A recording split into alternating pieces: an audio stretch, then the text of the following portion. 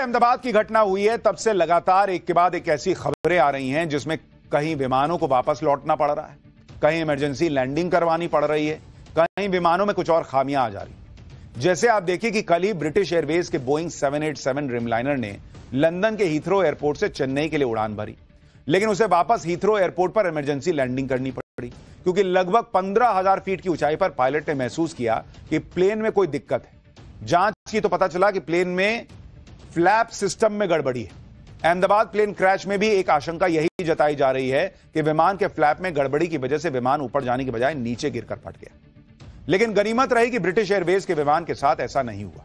गड़बड़ी का पता चलते ही विमान के अतिरिक्त फ्यूल को हवा में गिरा दिया गया ताकि विमान का वजन कम हो सके। ये देखिए कैसे उसमें से ईंधन निकाल दिया गया कि भाई निकलो, तुम वजन कम करने दो, मुझे उतरने दो। किसी भी संभावित रिस्क से बचने के लिए ईंधन गिराकर विमान का वजन घटाना स्टैंडर्ड प्रोटोकॉल का हिस्सा होता है, जिससे इमरजेंसी लैंडिंग में आसानी होती है। लगभग 1.25 घंटे तक हवा में रहने के बाद विमान ने हीथ्रो के रनवे पर सुरक्षित लैंडिंग की। सभी यात्रियों और क्रू को सुरक्षित उतार लिया गया। भाई विमान तो सुरक्षित उतर गया, लेकिन पब्लिक में तो तनाव हो गया कि चल क्या रहा है। सोचिए पैसेंजर्स का क्या हाल हुआ होगा। जो लोग उस प्लेन में थे उनकी सांसें अटक गई। एक घटना हो तो समझ में आए, लगातार एक के बाद ऐसा हो रहा है। आज बोइंग के ड्रीमलाइनर से जुड़ी एक और डरा देने वाली खबर आई। एयर इंडिया की एक फ्लाइट ने आज सुबह हांगकांग से नई दिल्ली के लिए उड़ान भरी। एयर इंडिया का यह विमान भी बोइंग का बनाया हुआ 787 ड्रीमलाइनर ही था जो अहमदाबाद में क्रैश हुआ था, वही वाला, उसी कैटेगरी का था। विमान का टेक ऑफ तो स्मूथ था, लेकिन बीच रास्ते में विमान में तकनीकी खराबी का पता चला, जिसके बाद पायलट ने तुरंत फैसला किया कि विमान को वापस हांगकांग ले जाकर लैंड करवाए। इस दौरान पायलट और एयर ट्रैफिक कंट्रोल के बीच क्या बातचीत हुई, एक बार सुनिए आप। Technical reasons, sir, would like to stay closer to Hong Kong.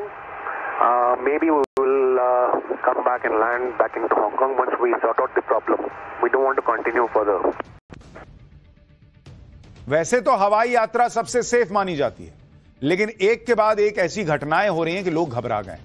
ये बोइंग 787 ड्रीमलाइनर तो तकनीकी खराबी के बावजूद उड़ान भरने के कुछ समय बाद वापस हांगकांग लौट आया, लेकिन आप अंदाजा लगाइए कि जब पायलट ने अनाउंसमेंट की होगी तो विमान में तकनीकी खराबी आ गई है, तो फ्लाइट में सवार यात्रियों की धड़कनें कैसे बढ़ गई हो।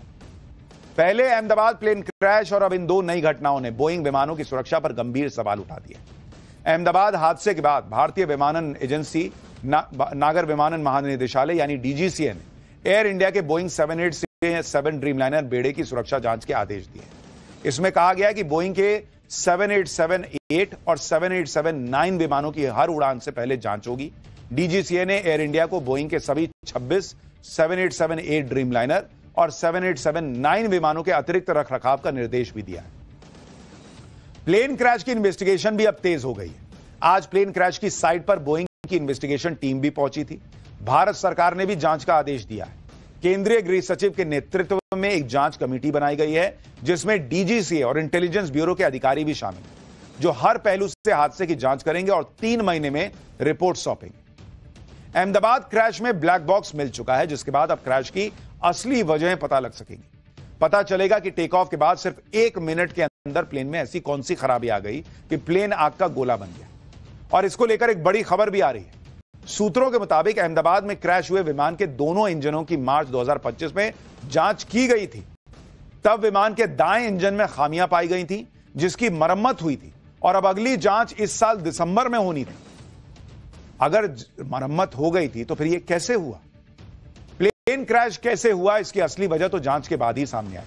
लेकिन प्लेन क्रैश को लेकर तरह तरह की थ्योरी चल रही है। एक थ्योरी योग गुरु बाबा रामदेव ने भी दे दी। बाबा रामदेव ने कह दिया कि उन्हें पता लगा है कि एयर इंडिया के विमानों के मेंटेनेंस और सर्विसिंग का काम तुर्की की एक एजेंसी टर्किश टेक्निक करती है। बाबा रामदेव ने आशंका जताई कि तुर्की की इस एजेंसी की साजिश रची हो सकती है, और उन्होंने कहा कि भारत को ऐसे संवेदनशील मामलों में विदेशी कंपनियों के हस्तक्षेप को रोकना होगा। हालांकि तुर्की के सूचना विभाग ने कहा कि एयर इंडिया और टर्किश टेक्निक कंपनी ने अब तक एयर इंडिया के किसी भी बोइंग 787 ड्रीमलाइनर को सर्विस किया ही नहीं। ये सब बातें इसलिए हो रही हैं क्योंकि लोगों को समझ में नहीं आ रहा कि अचानक कैसे हवाई सफर इतना खतरनाक लगने लगा। अहमदाबाद में विमान क्रैश के सदमे से तो अभी लोग उबर ही रहे हैं, और ऐसे ऐसे वीडियो आ गए जिन्हें देखकर हवाई जहाज में चढ़ने से डर लग रहा है। आप ये वीडियो देखिए। लखनऊ एयरपोर्ट पर सऊदी अरब से आए एक विमान के पहिए से अचानक चिंगारी निकलने लगी और तेज धुआं उठने लगा, जिसे देखकर एयरपोर्ट पर अफरा तफरी मच गई। सऊदी एयरलाइंस के इस विमान में क्रू मेंबर समेत 250 यात्री थे। पायलट ने तुरंत एयर ट्रैफिक कंट्रोलर को सूचना दी। एक्सपर्ट्स के मुताबिक गर्मी के मौसम में लैंडिंग के दौरान विमान के टायरों से धुआं निकलना आम बात है। लेकिन भाई अभी अभी ऐसा हादसा लगी हुई थी। वीडियो में दिख रहा है कि हादसे के बाद चीख पुकार मची है। तभी क्रैश में जिंदा बचा इकलौता यात्री रमेश विश्वास हाथ में मोबाइल फोन लेकर बाहर निकलते दिख रहा है। इससे पहले रमेश विश्वास का घटना वाले दिन का भी वीडियो आया था, उसमें भी वो आग का गोला बने विमान से निकलकर पैदल बाहर आए थे, जिसके बाद उन्हें लोगों ने अस्पताल में भर्ती करवाया था। अस्पताल में पीएम मोदी ने भी उनसे मुलाकात की थी और तब उन्होंने बताया था कि भाई उन्हें भी विश्वास नहीं कि वो कैसे बच गए। इतने भयानक हादसे में रमेश विश्वास का जिंदा बच निकलना किसी चमत्कार से कम नहीं है। लेकिन दुनिया में एक इंसान ऐसा भी है जो एक नहीं, दो नहीं, बल्कि पूरे 7 बार मौत को मात दे चुका है। इसमें ट्रेन, विमान, बस हादसा, कार में आग लगने की दुर्घटना और एक ट्रक से टक्कर शामिल है। इस शख्स का नाम है फ्रांस सेलाक, जो क्रोएशिया के रहने वाले हैं। उनकी कहानी किसी फिल्मी कहानी से कम नहीं। साल 1962 में ट्रेन एक्सीडेंट में सेलाक बच गए। पूरी ट्रेन पटरी से उतरकर बर्फीली नदी में गिर गई। 17 लोग मारे गए, लेकिन सेलाक जिंदा बच गए। फिर साल 1963 में विमान क्रैश में 19 लोग मर गए, सेलाक बच गए। साल 1966 में वो जिस बस में सफर कर रहे थे, उस सड़क से फिसलकर नदी में गिर गई। 4 यात्री डूब गए, सेलाक तैरकर सुरक्षित बाहर आ गए। साल 1970 में सेलाक कार ड्राइव कर रहे थे, कार में आग लग गई। सेलाक गाड़ी फटने से ठीक पहले बाहर निकल गए। साल 1973 में उनकी कार के अंदर पेट्रोल फैल गया, कार में आग लग गई। सेलाक झुलसने के बावजूद बच गए। साल 1995 में बस ने सेलाक को टक्कर मार दी, लेकिन उन्हें मामूली चोटें आई। साल 1996 में ट्रक ने उनकी कार को टक्कर मारकर खाई में गिरा दिया, लेकिन ऐन वक्त पर वो कार से निकलकर कूद गए। मतलब हर बार उन्होंने मौत को मात दे दी। मतलब अगर ऐसे आप नॉर्मल बोलचाल की भाषा में कहिए तो हर बार यमराज उनको लेने आए और उन्होंने कहा कि नहीं बॉस, अभी मन नहीं, आप जाइए। इसके बाद साल 2003 में सेलाक ने लगभग 5 करोड़ रुपए की लॉटरी भी जीती। सेलाक की कहानी जो सुनता है हैरान रह जाता है और उन्हें दुनिया का सबसे लकी शख्स माना जाता है। फ्रांस सेलाक हो या रमेश विश्वास, उनके जैसी किस्मत वाले बहुत कम होते हैं जो भीषण हादसों में भी बच जाए। वरना अहमदाबाद प्लेन क्रैश में जिन 274 लोगों की मौत हुई, उनके शव इतनी बुरी तरह से झुलस गए कि उन्हें पहचानना तक मुश्किल हो गया है और इसलिए सभी शवों का डीएनए टेस्ट किया जा रहा है। घटना के 4 दिन बाद भी अब तक सिर्फ डीएनए मैचिंग के जरिए 114 मृतकों की पहचान हो पाई, जिसमें गुजरात के पूर्व सीएम विजय रूपाणी समेत 47 लोगों के शवों को उनके परिवारों को सौंपा गया। क्रैश में मारे गए लोगों के शव इतनी बुरी तरह से जल चुके हैं कि उनका डीएनए भी क्षतिग्रस्त हो चुका है, जिसकी वजह से डीएनए सैंपलिंग करना मुश्किल हो रहा है। प्लेन क्रैश में शव इतनी बुरी तरह जल जाते हैं कि उनकी पहचान के लिए डीएनए टेस्टिंग ही इकलौता रास्ता बचता है। लेकिन डीएनए टेस्टिंग एक बेहद कठिन प्रक्रिया होती है और आपको जानकर हैरानी होगी कि अमेरिका वर्ल्ड ट्रेड सेंटर पर हुए हमले में मारे गए 2749 में से सिर्फ 1600 लोगों की ही पहचान हो पाई। और अभी तक तो हम प्लेन क्रैश के बारे में सुन रहे थे, विमानों की इमरजेंसी लैंडिंग के बारे में सुन रहे थे, लेकिन पता नहीं कैसा टाइम चल रहा है, अब हेलीकॉप्टर भी क्रैश हो रहे हैं। अहमदाबाद प्लेन क्रैश के 3 दिन बाद केदारनाथ में भी एक भीषण हेलीकॉप्टर क्रैश हो गया।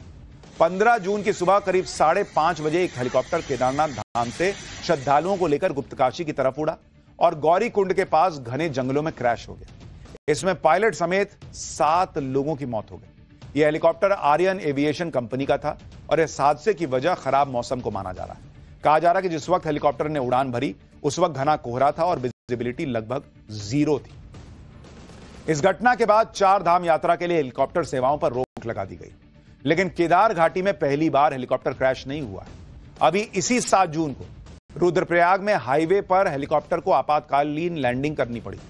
श्रद्धालुओं को लेकर जा रहा हेलीकॉप्टर सड़क के बीचों बीच उतारना पड़ा था, जिसकी तस्वीरें अभी आप देख रहे हैं। उसके नीचे कार भी दब गई थी। 17 मई को भी केदारनाथ जा रही एम्स ऋषिकेश की हेली एम्बुलेंस की क्रैश लैंडिंग हुई और उसकी टेल टूट गई थी। ये उसकी तस्वीर।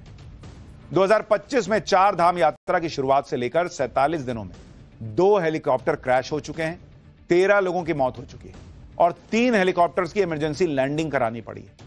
पिछले 14 सालों में केदार घाटी में 13 बार हेलीकॉप्टर क्रैश हुए हैं, जिसमें अब तक 41 लोगों की जान गई। सवाल यह भी है कि आखिर क्या वजह है कि केदारनाथ घाटी में हेलीकॉप्टर क्रैश होते हैं या उसकी इमरजेंसी लैंडिंग करवाई जाती है। इसके बारे में रिटायर्ड पायलट्स बताते हैं कि तीर्थ यात्रियों की उड़ानों में भारी इजाफा हुआ है। लेकिन हेलीकॉप्टर उड़ानों को मैनेज करने के लिए कोई एयर ट्रैफिक कंट्रोल नेटवर्क नहीं है। गौरीकुंड से केदारनाथ तक घाटी बहुत संकरी है, इसमें हेलीकॉप्टर उड़ाना अपने आप में बहुत कठिन। केदार घाटी में कोई आपातकालीन लैंडिंग साइट्स भी नहीं है। इन रूट पर पायलट्स को उड़ान के दौरान कोई मार्ग जानकारी नहीं दी जाती। केदार घाटी में 9 हेलीपैड से दिन भर में करीब 250 उड़ान भरी जाती है, यानी हर 6 मिनट में एक उड़ान। कमाई की रेस में अक्सर हेलीकॉप्टर कंपनियां सेफ्टी से समझौता करती हैं, यह आरोप भी लग रहा है। जल्दी और ज्यादा संख्या में हेलीकॉप्टर उड़ाने के चक्कर में हेलीकॉप्टर के मेंटेनेंस से भी समझौता करने का आरोप है। इससे हेलीकॉप्टर क्रैश के चांसेस और बढ़ जाते हैं। लेकिन जो चल रहा